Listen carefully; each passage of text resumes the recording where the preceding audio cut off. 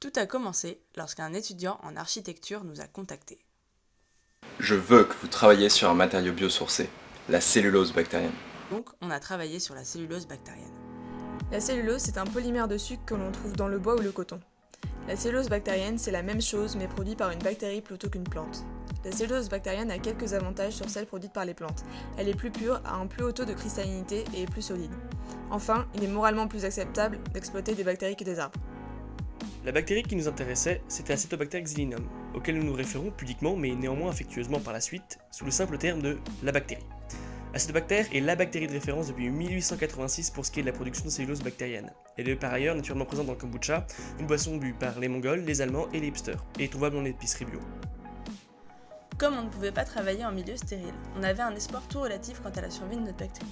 Nous avons donc travaillé avec du kombucha plutôt que d'acheter une source pure pour se procurer des bactéries. Cela nous permettait de nous en procurer facilement et à un moindre prix en cas de décès. Et pour le coup, on a eu raison. L'autre aspect sympathique de cette bactérie, c'est que c'est une vraie hippie.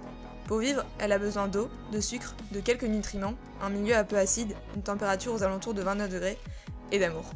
Dans les faits, on ne lui a pas donné beaucoup d'amour. Les suicides spontanés de nos cultures ou les grèves subites de production de cellulose ayant parfois un peu entamé nos grands cœurs.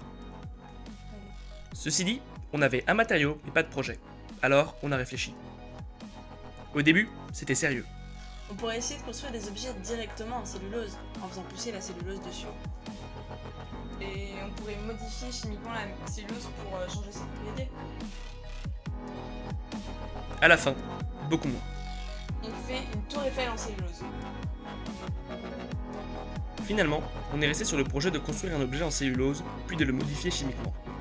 Il fallait déjà trouver un matériau sur lequel pousseraient nos bactéries, et donc la cellulose, pour lui donner une forme. On avait vu que la cellulose accrochait pas au plastique, ni au métal, mais accrochait à la carotte. On se sentait pas de faire une structure en carotte. Alors on a cherché autre chose. On a vu que le coton ça fonctionnait, alors on a essayé. On a fait une petite structure en coton et on l'a mise avec notre bactérie dans notre milieu pour voir si la cellulose poussait dessus. Une semaine plus tard, ça avait poussé. C'était cool. Mais c'était un peu chaotique ce qu'on avait fait. Alors on a demandé à l'atelier de nous faire un petit bac, un petit cadre avec des petits trous pour faire des petits maillages. Et puis, on a utilisé les petits cadres pour voir quelle était la distance minimale nécessaire entre deux fils pour que la cellulose fasse une plaque entre les deux. On a même fait un gradient de maillage pour quantifier tout ça. On a mis dans le milieu et on a attendu. Une semaine. Et au bout d'une semaine, ça avait poussé. C'était cool. Mais pas beaucoup. Alors on a laissé 2 semaines de plus. Et au bout de 3 semaines, ça avait pas plus poussé qu'au bout d'une semaine. Et ça, c'était pas cool. Et là, on s'est dit, ça serait bien que nos bactéries respirent en fait. Mais elles pouvaient pas. Parce qu'il y avait les bactéries du dessus qui voulaient tout le dioxygène pour faire leur plaque à elles.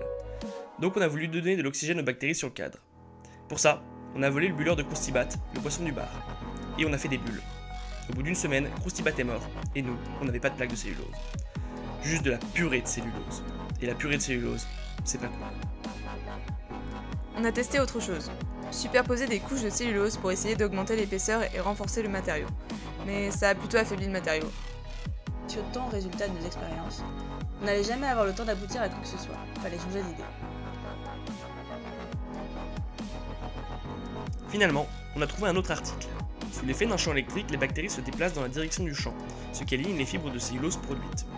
On s'est donc demandé si on pouvait moduler le module Young de notre cellulose grâce à un champ électrique. On a habilement recyclé les cuves qu'on avait faites pour l'expérience précédente. On a mis 2 électrodes en alu plastifié dedans. Plastifié parce que même si nos bactéries ne sont pas exigeantes, l'aluminium reste bactéricide. Et les électrodes électrolysent l'eau, ce qui donne ça. On a relié nos électrodes à un générateur de tension continue et on a fabriqué un gros condensateur. On a laissé nos bactéries sous tension pendant une semaine. Et on a vu qu'il y avait plus de bactéries à la cathode qu'à l'anode. C'était bon signe. Après avoir mis sous tension la cellulose, nous l'avons écartelée. Cela nous a permis de déterminer le module Young dans la direction du champ et perpendiculairement. Bilan, c'était pas la même. Et l'écart était d'autant plus important que le champ était important. On avait bien aligné nos fibres. Malheureusement, c'était déjà la fin. On n'a pas pu améliorer nos mesures. Mais à quoi ça sert ? Grâce à notre montage, on peut contrôler le module Young de notre cellulose dans une direction, et donc la renforcer ou l'assouplir à notre guise. Du coup, on a réussi à créer un matériau biosourcé et anisotrope, et ça, c'est plutôt cool.